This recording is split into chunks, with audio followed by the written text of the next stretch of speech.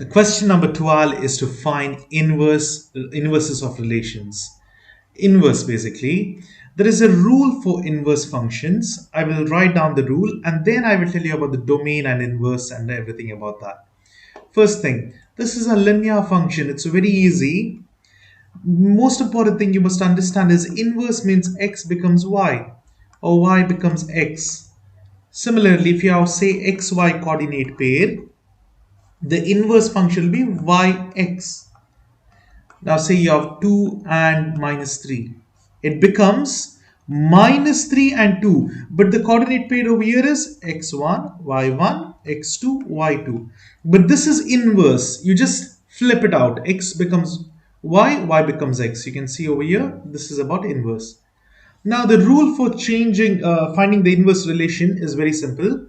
As long as you have f of x, just make it y equals x plus 2. This is step 1.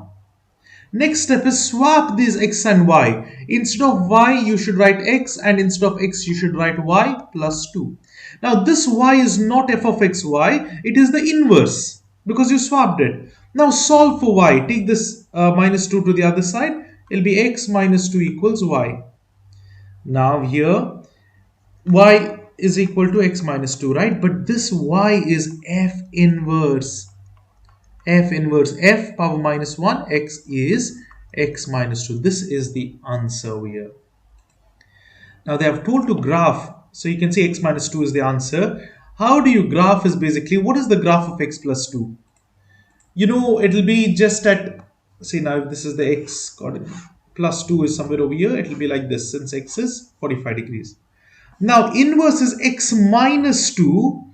It will just be at minus 2. Always they are reflected along xy line. Okay, if this is y equals x line, it's reflected along that, the inverse functions. Even now exponential and log functions are called inverse functions because they are reflected along this line. Now you can see it's something like this. Let me just clear this. This is the answer, f of x. This is f inverse of x. That's the thing. Now over here, the domain and range is all real numbers, so it doesn't make a difference. Only when it's quadratic, it's little different. We will talk about it in a while. Now, how do you find this? It's the same concept, same thing. Now, this is going to be much easier because I'll just tell you. If you understand one concept, now inverse means if I have phi x, what is the inverse of multiplication? It's division. 1 by phi x will be the answer. That's the inverse, right? Directly you can write it'll be 1 by phi x. That's the inverse function. Or even if you do the same method, swap it, it'll be the same thing. And now you can graph it up. This will be the answers, okay? Even over here, it's again a linear function. It's again same. Please look into the problem, do it in detail, and then you can see. Now, graph is very simple. Again, it's all real numbers, range and domain. We will look into now this is again a linear function. What you can do is you can just divide this right now by both the terms by distributive property, or you can keep it like that and then solve as well. It's up to you. Now over here, if you keep it divided by 3 as a whole, it will be y equals x minus 4 by 3, and then you swap this. This becomes x equals y minus 4 by 3. Now take the 3 to the other side, it will be 3x equals y minus 4, 3x plus 4 equals f inverse of x. So you can directly write this as well. This will be the answer, 3x plus 4. That is the inverse function. You can see 3x plus 4. Then graph it up.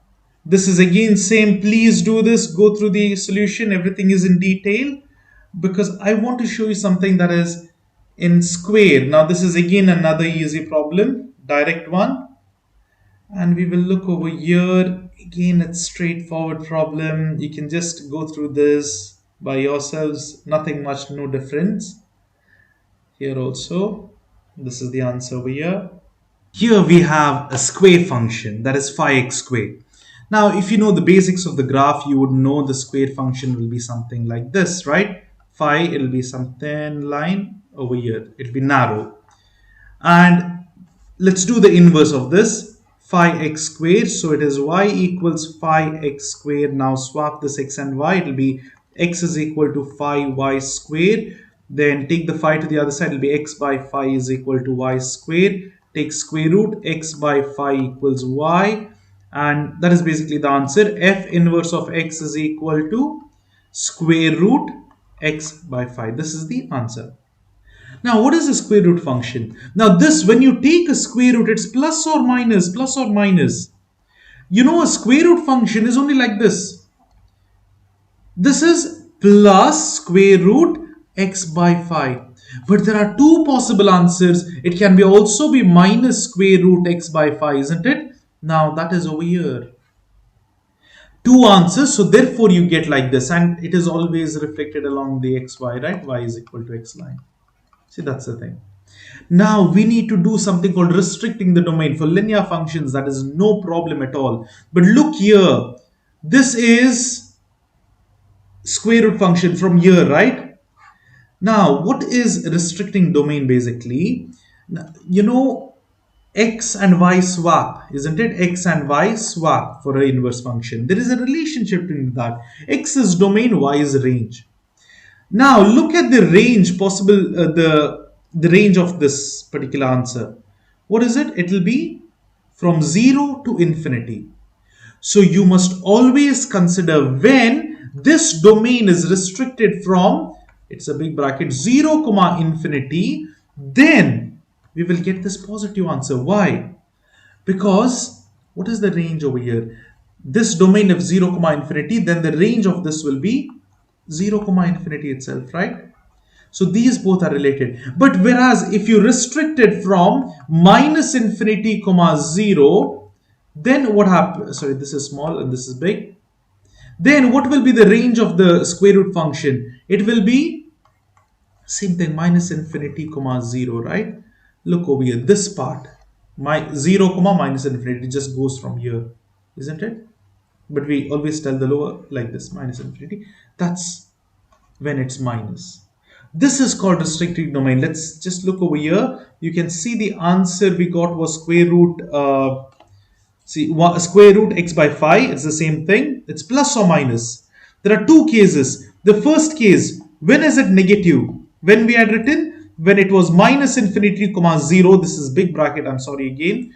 Whenever there is 0, that's an included value, so it's big bracket. Okay. Now that is the thing. Here, f inverse of x is negative root 5x by 5 when the domain of the given function f of x is restricted from minus infinity to 0. Whereas if you restrict it from 0 to infinity, it's always written lower to bigger value, lower to bigger value. 0 to infinity, it will be positive. That's the concept. And this is the graph. But here this is when it's restricted, the first one minus infinity, minus root x, and the second one. Same thing can be done over here. Again, another square function. Find the inverse function, that is basically by writing y equals x squared plus 4, swap it, x becomes x equals y squared plus 4, take 4 to the other side, x minus 4 equals y squared. I'll write y squared first equals x minus 4, take the square root on both the sides. You will have y equals plus or minus square root x minus 4. This is equal to f inverse of x minus a. This is the thing, f inverse value. Now then, what is the domain over here? Domain is all real numbers from minus infinity to infinity. This domain needs to be restricted. Now here you need to restrict this from till 0. We have done the same thing, right? When you restricted all the positive values, it's one thing, negative values is one more thing. Let's look at the graph over here. Now, what is the range over here? From 0 to infinity, when it's positive, plus or minus. So if I take the positive quantity of this, sorry, this is the one, positive quantity, it will be above. Sorry, it's above. If it's minus, it will come below. This is about restricting the domain. I hope this is clear. It's about restricting, that's it. And that's the end of this particular problem. Just make sure if it's quadratic, just be careful. Otherwise, if it's linear, it's very simple. Directly do the formula and you can easily graph it as well. You know linear graphing. So crude graph is enough. But if it's quadratic, just be very careful and make sure you understand this thoroughly and then solve it and restrict the domain.